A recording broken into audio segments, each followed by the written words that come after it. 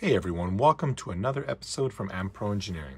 This will be another installment of the My Car series, and in the case of this Nikko Rhino, or Sears Super Lobo, whatever you want to call it, this will be the last time that you see it on this channel because this car is off to a new and probably a lot better home. Before I get to why this car has been sold, let's talk about some changes since you've last seen it. In the buyer's guide, you may have noticed that the bumper was actually broken straight across here. I had a parts car that I completely forgot about, which happened to have a bumper, and it's kind of weird. I don't know what that is, but it is a bumper. It's not broken and it's excellent condition, so we slapped that on.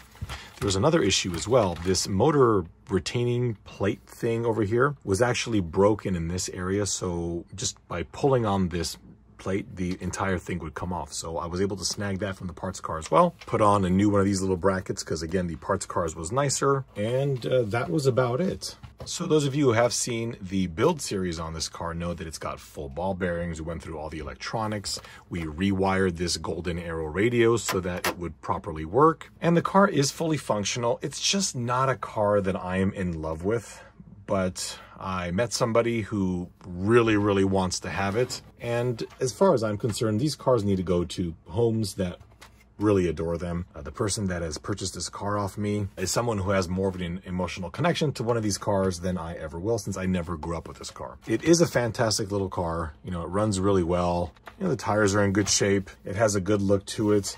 I really dig the yellow, and especially with this really weird mixture of colors. Who would have thought that light blue, orange, and lavender would have looked good together? I mean, of course, looks are all subjective. Even though I like these colors here, I don't like the wolf, even though I'm aware that lobo in Spanish does mean wolf, or I think it means wolf or coyote. It's one of those two. But these are getting harder and harder to find, especially the Sears Lobo version, which this one is.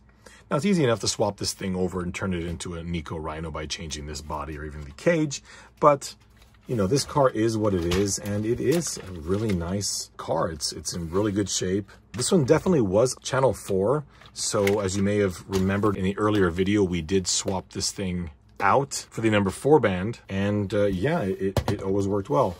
Before the car left, I went ahead and did a couple of jumps with it, which we'll see here. And this was for my Instagram channel. So if you have been watching my Instagram during this time, you know that we've been doing the sidewalk jump series. You know, there's a lot of variants of this car: the Traxxas Cat, the Radio Shack Golden Arrow, the Nikko Rhino, the Nikko Bison, all that.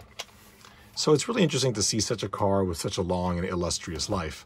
I mean, Traxxas even made a truck version of this. If you have any questions on the lineage of this car, my buyer's guide walks over all of it. Needless to say, for me, it's a car that just sits on the shelf, and anybody, oops, I'm sure it's fine.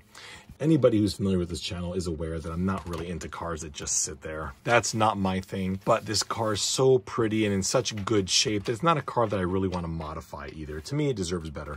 It deserves somebody that appreciates it for what it is, and you know, as much as I really do enjoy looking at the car, I really never drive it. It's also one of those cars that has a very unique feel because it doesn't steer crisply or accelerate crisply. This is a car that's going on 35 years of age, and it's an original, fully proportional car. So these things were never as good from this level of car as the hobby grade cars, because these were also built to a budget.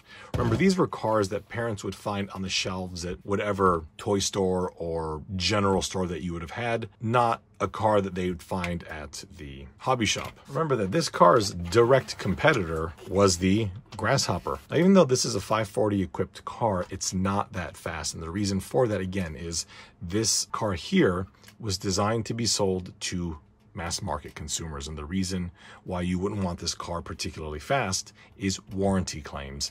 On this car, you break something, you go to the hobby shop, you fix it. On this car, you break something, you tell your parents, they get pissed off, they contact the store, and then the store has you contact the manufacturer who mails you. Remember, this is 1985, 1986. You don't go on the internet or on eBay. You have to get something mailed to your house. You fill out a checklist, and then let's say you have to replace a front arm. How do you do this? This is a press fit ring onto the shaft. You have to pound that out or cut it off just to get to the arm. And then what? How do you replace that now? So it's one of those cars that has to be designed to be more durable than this car. And really the only way to do that is to make it slower than this car. This is the same reason why you'd find these usually, and not just these, but these more consumer level cars with gigantic bumpers. Now, this car's bumper is pretty reasonable, but there's lots of cars out there, especially in the late 80s, early 90s, where the car would be this big, but your bumper would end up being this wide and this tall. I'm not even kidding. Just massive bumpers, and it's because the remote control for that car will be handed to someone much younger, usually, than this car. With that said, I did want to just show this car off one last time because I genuinely think it's an amazing piece of automotive history. And to quote one of my favorite YouTube channels, The History Guy, this is history that deserves to be remembered. So folks, we wish this car the best. I know it's going to go to a great home. And don't worry, I have a parts chassis that's a mess, so I will probably still be developing some parts here and there for this car.